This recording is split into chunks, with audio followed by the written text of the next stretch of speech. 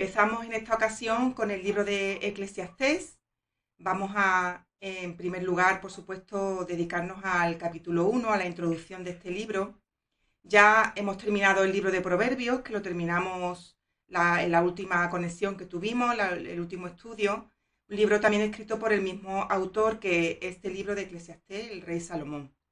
Este libro es un libro muy interesante, escrito por el mismo autor, y es un libro en el que este personaje abre su corazón expresando sus conclusiones ante su experiencia de vida.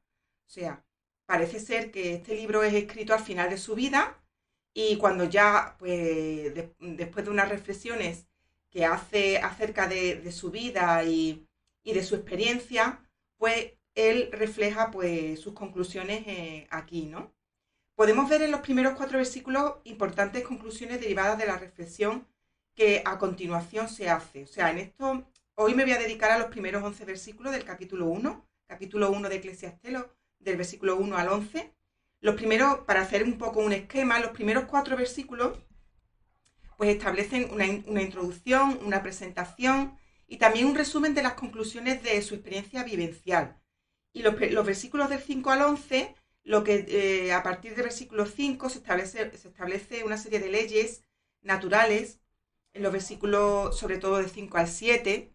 A partir del versículo 6 vemos unas conclusiones filosóficas sobre el sentido de la vida, en parte conectadas también con estas leyes naturales que aquí se explican. Así que vemos en estos primeros versículos una conexión entre la naturaleza o la ciencia y la filosofía también. A partir del versículo 12 de este capítulo 1, Salomón comienza un discurso lleno de filosofía y experiencia, explicando por qué todo es vanidad, como dice el versículo 2.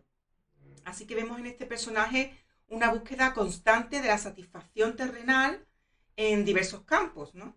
Este libro lo escribe en una época en la que Salomón no ha estado cerca de Dios, ¿no? Como vemos al final de su vida, se aparta de Dios. Las mujeres y los muchos amores que tiene hacen que su corazón sea inclinado a otros dioses, cae en la idolatría y desobedece a Dios y se aparta de él, ¿no? Pues esto me imagino que tuvo sus consecuencias, como las veremos, consecuencias graves a nivel de pueblo y vinculadas a su liderazgo, pero también seguro que tuvo consecuencias de su vida personal y de su estado espiritual y emocional también, del mismo, ¿no? Así que en muchas ocasiones este libro nos transmite falta de sentido a la vida, incluso hasta un poco de pesimismo, ¿no? Como sabemos, la historia de Salomón es controvertida en el sentido de que siendo el hombre más sabio de la tierra, con una gran sabiduría para gobernar, que fue lo que él pidió, sabiduría para gobernar, con un conocimiento muy superior de la ciencia a cualquier otro personaje, sin embargo vemos cómo su corazón al final es alejado de Dios y extraviado. Así que una pena, ¿verdad? Eh, Termina adorando a otros dioses. Su afán por la búsqueda de la satisfacción y el placer también le lleva a tener demasiadas mujeres. Las riquezas, los bienes materiales, el poder, el conocimiento no le dan una satisfacción plena de la vida, ni un sentido pleno. Y este libro, escrito en el último periodo de su vida, es como una autobiografía filosófica donde él abre su corazón, como dice en el versículo 13 de este capítulo: dediqué mi corazón a buscar y averiguar eh, por medio de la sabiduría lo concerniente a todas las cosas que se hacen bajo el cielo.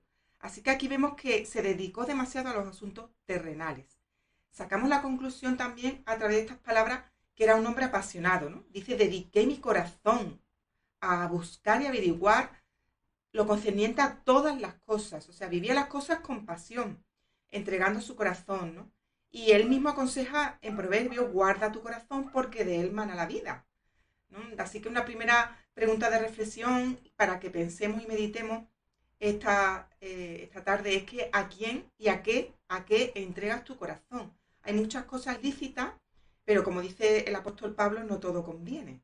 Y Salomón entregó su corazón a cosas que no convienen. Se dedicó con mucho esfuerzo a buscar y averiguar, dedicando su tiempo y esmero a la sabiduría concerniente a las cosas que se hacen bajo el cielo, no tanto a la sabiduría del cielo. sino la sabiduría terrenal. Y pidió sabiduría a Dios para gobernar, pero dedicó su tiempo a buscar la sabiduría también en otras cosas. Y lo alcanzó.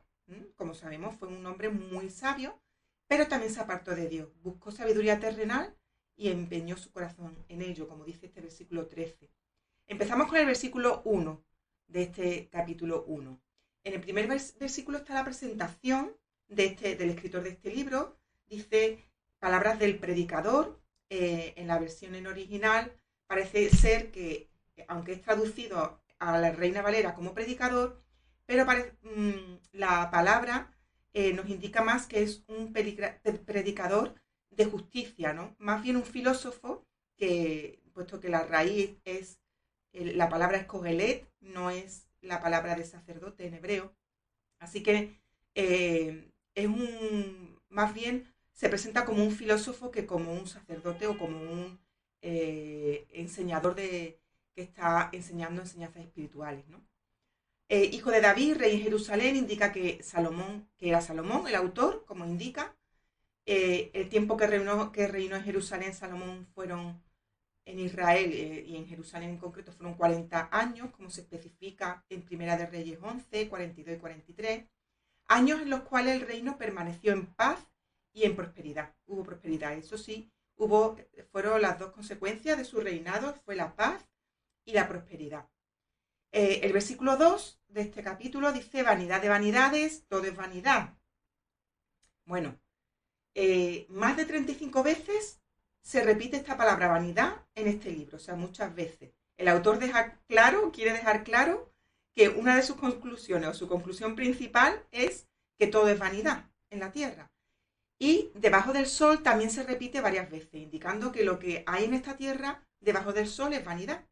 Es una pena cómo dedica su corazón a buscar sabiduría, pero para al final concluir que todo es vanidad. No tanto esfuerzo, tanto tiempo, para al final no tener esa conclusión. La palabra vanidad está relacionada con arrogancia, presunción o soberbia, con sentirse superior. Pero a mí personalmente también siempre me ha venido a la mente, cuando he escuchado esta palabra, pérdida de tiempo. Algo vacío, que no te satisface plenamente, que no te llena. Algo que llama la atención, pero que cuando te acercas está vacío. O sea, algo que te llama mucho la atención, que resalta, pero tú te acercas y está vacío, ¿no? No contiene nada. Así que nos ayuda a entender en este versículo el sentido de la vida sin Dios. Una vida sin Dios es una vida vacía, una vida donde todo es vanidad, donde no hay propósito, donde hay una consecuencia, no hay consecuencia plena. Y es así vivir sin el Señor, vivir sin Cristo, ¿verdad? Es vivir sin propósito, vivir sin Dios es tener una vida vacía. Sin embargo, Jesús nos propone y nos ofrece una vida abundante. Y esto es lo contrario a una vida vana, a la vanidad. La vida abundante es una vida auténtica, una vida que permanece, que realmente te da alegría y gozo profundo, una vida con propósito, conectada a una vida eterna, ¿no? Que no tiene nada que ver con esta vanidad, ¿verdad? Que expresa aquí el autor. Así que también la vida abundante es falta de monotonía, es creatividad, es algo nuevo cada día, es ilusión, es fuerza para un propósito con un significado profundo. Vida abundante está a tu alcance, solo tienes que acercarte a Jesús, buscarle, conocerle, arrepentirte y reconciliarte. Para ti que ya conoces a Cristo, sé consciente que este hombre Salomón fue el hombre más sabio. Fue rico, tuvo muchos amores, muchas mujeres. Sabemos, como dice en Primera de Reyes 11, que se juntó a ellas con amor, a mujeres que Dios había prohibido. Dedicó su amor a cosas prohibidas, porque en el versículo 10 de Primera de Reyes 11, el Señor le había mandado e indicado que no siguiese a dioses ajenos. Y se casó con mujeres que Dios había indicado que su pueblo no se casara con ellas. Y él, siendo rey, se casó con ellas, ¿no? Así que no guardó lo que Dios le dijo. Buscó el placer y la satisfacción en este mundo, debajo del sol, y por lo que vemos aquí, no la alcanzó, porque todo es vanidad, ¿no? Así que vemos que concluye al final que lo más importante en la vida es buscar y temer a Dios. Si es verdad que al final del libro concluye algo muy importante, que dice que lo más importante en la vida, ya lo veremos, es buscar y temer a Dios y obedecer sus mandamientos. Entonces, Salomón pues se equivocó. Se equivocó al buscar y poner su corazón en las cosas banales de este mundo. Las consecuencias fueron duras. Hubo consecuencias para el futuro del pueblo de Israel debido a que amó lo que no debió amar, a mujeres extranjeras que Dios había prohibido. Y por eso es tan importante lo que verdaderamente amamos en nuestro corazón. Nos va a llevar a obedecer a Dios o a desobedecer. Donde pongas tu corazón, tu pasión, eso va a influir de una manera muy significativa e importante en cuanto a la obediencia a Dios y a los deseos de tu corazón también. Ni las riquezas, ni el conocimiento en las cosas terrenales, ni los amores le dieron un auténtico significado y sentido a su vida. Pero ¿y tú, que conoces a Cristo y te entregaste a Él? ¿Dónde pones tu corazón? Esto va a tener consecuencias. Salomón las tuvo y el reino se dividió en dos por su desobediencia. Como sabemos más adelante, cuando ya fallece Salomón con su hijo, el reino es dividido en dos, reino del norte y reino del sur, y es dividido. Una consecuencia pues bastante grave, ¿verdad? Muy grave, que sabemos que llevó a otras cosas, ¿no? Así que ¿dónde buscas tu satisfacción? ¿Dónde tienes el objetivo, la mira en tu vida? ¿Cuál es tu meta? A lo largo de este libro iremos reflexionando sobre todo esto. Vamos al versículo 3, que dice: ¿qué provecho tiene el hombre de todo su trabajo con que se afana debajo del sol? ¿Qué beneficio, qué provecho o beneficio tiene el hombre de toda su labor en que se afana? Así que esta pregunta tiene dos detalles interesantes. Primero, la palabra provecho o beneficio, y después bajo el sol, ¿no? Si buscamos el beneficio en las cosas terrenales de esta vida, va a ser temporal, no va a permanecer. Lo dice bien la palabra, ¿no? Nuestra mira debe ser en la ciudad celestial, siendo conscientes que estamos en un viaje, en el viaje de la vida, que nos llevará a esa ciudad donde Dios estará en el centro, donde no habrá más llanto, ni dolor, ni sufrimiento, como Abraham, que tenía su mira en la ciudad cuyo arquitecto es Dios mismo. Así que, como conclusión, tenemos demasiado apego en este mundo, ¿no? Por eso perdemos el tiempo, ponemos nuestro corazón en lo que no debemos, etc. Subrayo también la expresión de este versículo 3, labor en que se afana. Y es que el trabajo que te produce afán también te puede producir desgaste, te puede producir incluso querer más y más, avaricia. No te lleva a ningún beneficio que perdure para eternidad, ¿verdad? La labor que te afana. ¿Qué pasa si ganas mucho dinero? Que tendrás que invertir mucho tiempo en gastar ese dinero y la vida se va en trabajar para ganar dinero y después gastarlo. Todo con afán, no hay beneficio auténtico porque nada perdura y todo es preocupación. Incluso las cosas materiales pueden darte problemas también. Por eso el Señor dijo que nos centráramos en lo que permanece para siempre, en su reino. Versículo 4. Dice: generación va y generación viene, mas la tierra permanece para siempre. La tierra sigue siendo igual. Es increíble cómo a partir de este versículo Salomón pronuncia una serie de afirmaciones que después la ciencia ha demostrado. Efectivamente, unos nacen y otros mueren. Y la tierra permanece, ¿no? El otro día que caminaba por mi ciudad y me fijaba en un edificio muy antiguo y me paré allí en la puerta y pensaba cuántas historias habrán pasado por aquí. Cuánto vivido, ¿no? Cuántos personajes, cuántas personas que se han ido y que su memoria, pues su recuerdo se ha olvidado, ¿verdad? Y pensaba en cuántas generaciones pues habían pasado, ¿no? Y sin embargo esas paredes de ese edificio estaban en pie. Incluso también árboles, ¿no? Aquí en Sevilla hay hay árboles que tienen cientos de años y que aún están de pie. Nos recuerda también esto a la fragilidad humana, ¿no? Como dice, generación va y generación viene. También nos recuerda el amor de Dios hacia nosotros, que es verdad que nos encontramos en una cadena y solo somos un eslabón más. Pero Dios ha hecho posible que este eslabón temporal se ha injertado en una cadena que no será jamás destruida. Esto es increíble, maravilloso, ¿no? Que es la cadena de su pueblo amado, de su futura esposa. Qué maravilla y cuánto amor por parte de Dios también, ¿verdad? Versículos 5 a 7. Sale el sol y se pone el sol, y se apresura a volver al lugar de donde se levanta. El viento tira hacia el sur y rodea al norte, va girando de continuo y a su giro vuelve el viento de nuevo. Los ríos todos van al mar y el mar no se llena. Al lugar de donde los ríos vinieron, allí vuelven para correr de nuevo. Bueno, pues increíble las declaraciones que aquí Salomón hace, el conocimiento que tenía en esa época sobre la naturaleza, las leyes de la naturaleza y los efectos y las consecuencias, ¿verdad?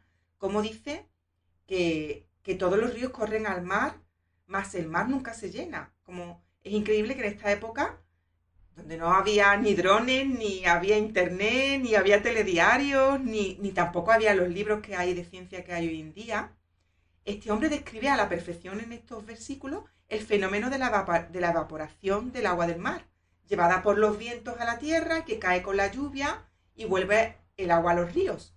Y de los ríos va al mar. ¿No? ¿Y cómo sabía que todos los ríos van al mar y que este no se llena? ¿No? Yo cuando leí estos versículos reflexionando sobre ello, me lo preguntaba y digo, ¿cómo sabía que todos los ríos van al mar y que este no se llena? ¿No? Increíble estas afirmaciones para, desde luego, ver el conocimiento que tenía este hombre, y algunas de estas declaraciones que aquí hace han sido descubrimientos relativamente recientes en cuanto a la ciencia, ¿no? Así que, de alguna manera, también está diciendo y recordando acerca de la monotonía de las leyes naturales y la permanencia de las mismas a lo largo del tiempo. Pasamos al versículo 8, que dice: todas las cosas son fatigosas más de lo que el hombre puede expresar. Todas las cosas son fatigosas. Nunca se sacia el ojo de ver, ni el oído de oír.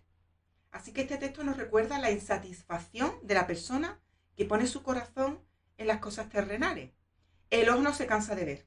Es cierto, y ahora con el acceso a Internet, las redes sociales, la inteligencia artificial, lo podemos comprobar, ¿no? Y que incluso cuando vas de compras y miras una cosa y otra, y no te quedas satisfecho, ¿no? Incluso cuando compras algo y al rato queda ese vacío que te lleva a volver a comprar otra vez. Este versículo es muy apropiado para lo que no debemos oír ni ver, ¿verdad?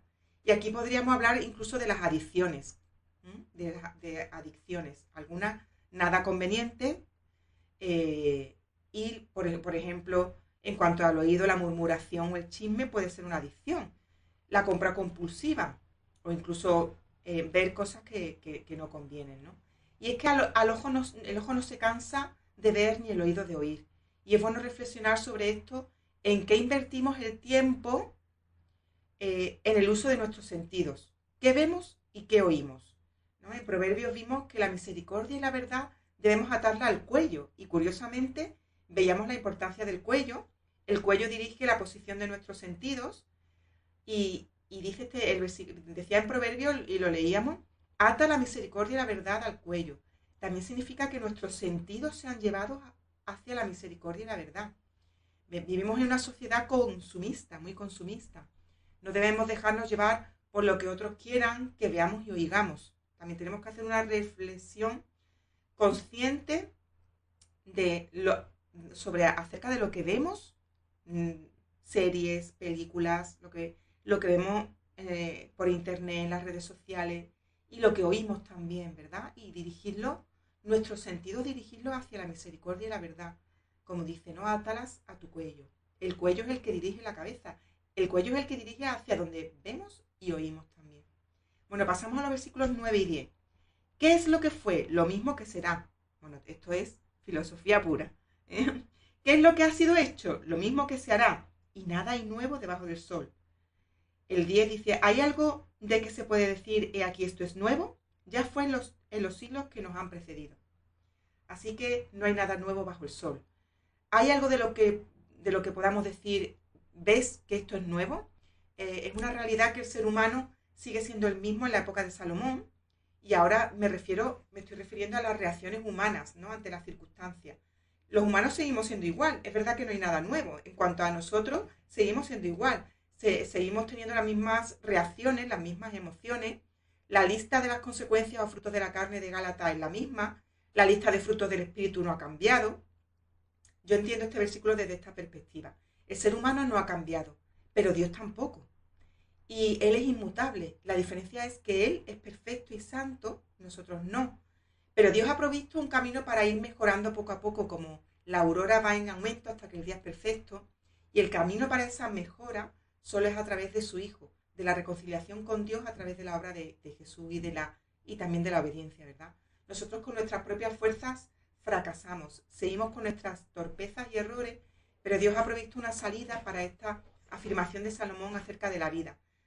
Las cosas viejas pasaron y todas son hechas nuevas, ¿vale? Por lo tanto, esto de que lo mismo será y lo mismo que se hará y nada es nuevo debajo del sol, el Señor te promete que las cosas van a ser, o sea, que eh, las cosas viejas pasaron y aquí todas son hechas nuevas en Él, cuando nos reconciliamos con Él.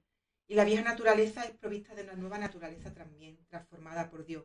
Así que esta afirmación de que todo sigue igual es una declaración filosófica de una realidad de la vida sin Dios.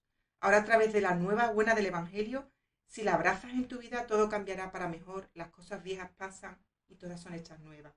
El versículo 11 dice que no hay memoria de lo que precedió, ni tampoco de lo que sucederá. Habrá memoria en los que serán después.